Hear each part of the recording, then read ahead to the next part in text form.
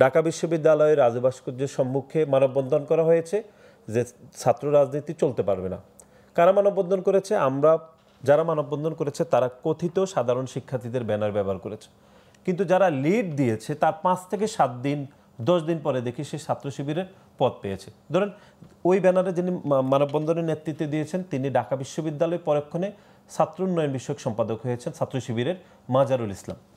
আমরা তিতুমীর কলেজে দেখেছি কয়েকদিন আগে, আপনি জানেন যে কয়েকদিন আগে মুনতাসির নামের একজন, তিনি ছাত্র শিবিরের সাধারণ সম্পাদক হয়েছে।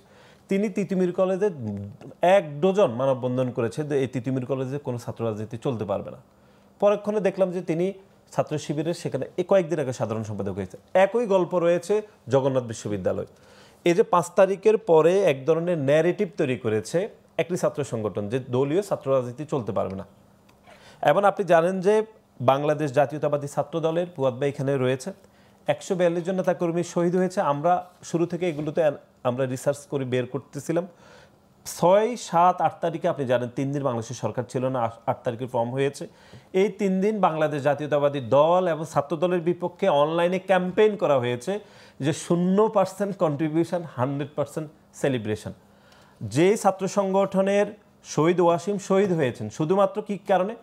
শহীদ ওয়াসিম তো জানতেন যে তিনি এই আওয়ামী লীগের প্যাসিবাদের সময়ে চাকরি পরীক্ষা দিয়ে উত্তীর্ণ হলেও তিনি কখনো চাকরি পাবেন না। তাহলে ওয়াসিম কেন সামাজিক যোগাযোগ মাধ্যম স্ট্যাটাস দিয়ে গিয়েছেন, সবাইকে ডেকেছেন যে চলে আসুন 16 শহরে, শুধুমাত্র আওয়ামী লীগের প্যাসিবাদকে পতন করার জন্য।